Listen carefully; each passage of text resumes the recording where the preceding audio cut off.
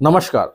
देखिए, आज career confusion के बारे में बात करेंगे कि बच्चों का करियर किस तरफ बनाएं या बच्चों को कौन सा करियर ऑप्ट करना चाहिए। ये बड़ी कंफ्यूजन रहती है माता पिताओं में और बच्चों में खुद भी।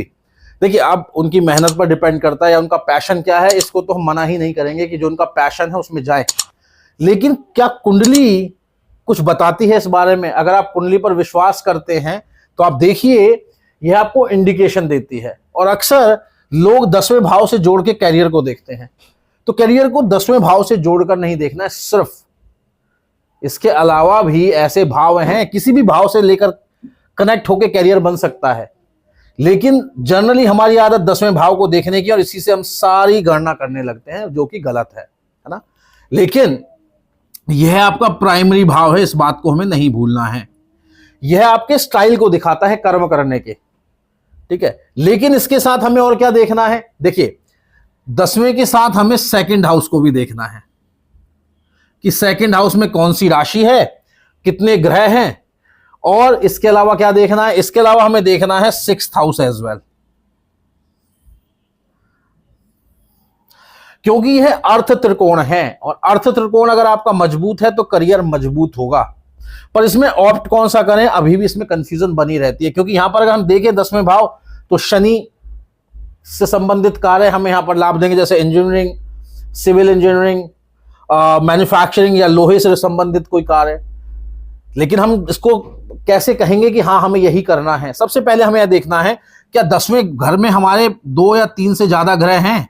अगर ज्यादा ग्रह 10वें भाव में बैठे हुए हैं तो आपको इस घर से रिलेटेड कार्य में जाना चाहिए, और शनि खुद यहां बैठे हैं तो आप इस घर से संबंधित कार्य कर सकते हैं। 10वां भाव आपका राजनीति का भी है, आपके वर्चस्व स्थापित करने का भी है। वहीं अगर 6ठे भाव में ज्यादा ग्रह बैठे हैं तो आपको इसके राशि का स्वभाव समझना है। इस राशि का स्वभाव पृथ्वी तत्व है, जो कि बिजनेस के लिए बड़ी अनुकूल है, लेकिन 6ठा भाव सर्विसेज को दिखाता है, तो इंडिपेंडेंट कार्य के लिए जाए। और वहीं यह राशि क्या दिखाती है? इसके अंदर एक इनबिल्ट क्वालिटी है। क्या क्वालिटी है बुध की? वाणी प्रखर मिलेगी। तो ऐसे लोग, अगर मान लीजिए 6 नंबर राशि में आपके ज्यादा ग्रह बैठे हैं, तो आपके अंदर पक्का वाणी का एक बहुत अच्छा वाणी पर आपका बहुत अच्छा कंट्रोल होगा, बहुत अच्छे मार्केटिंग स्किल्स आपकी होंगी, बहुत अच्छी सेल्स स्किल्स आपकी होंगी। आप एक अच्छे फाइनेंशियल एडवाइजर भी हो सकते हैं, आप एक बहुत अच्छे ट्रेनर हो सकते हैं, आप एक बहुत अच्छे टीचर हो सकते हैं, क्योंकि ये इस राशि की क्षमता है। और यहां पर जितने भी प्लैनेट बैठे हैं सब टैलेंटेड हैं। तो तीसरी राशि की जैसे मैंने बात की, सेकंड हाउस, यह भी आपका अर्थ त्रिकोण है। अर्थ त्रिकोण का मतलब ही धन कमाना है। अगर भाई यहां पर आपके बहुत सारे प्लैनेट आ जाते हैं, 2 3 4 प्लैनेट बैठे हैं, तो आप समझ लीजिए बैंकिंग के अंदर में बहुत अच्छा कर सकते हैं। बुध की, शुक्र की राशि है।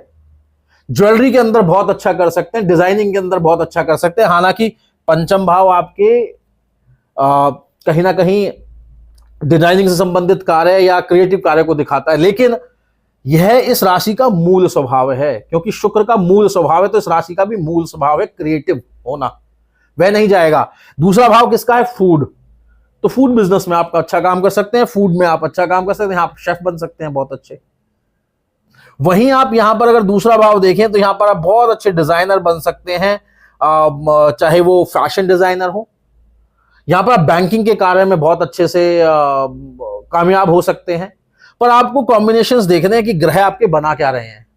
तो ये तो पहले लेवल पर। दूसरा क्या देखना है? अब हमें देखना है ये तीनों ग्रह अर्थ त्रिकोण के, शनि, बुध और शुक्र, नवमांश में किस नवमांश में गए हैं।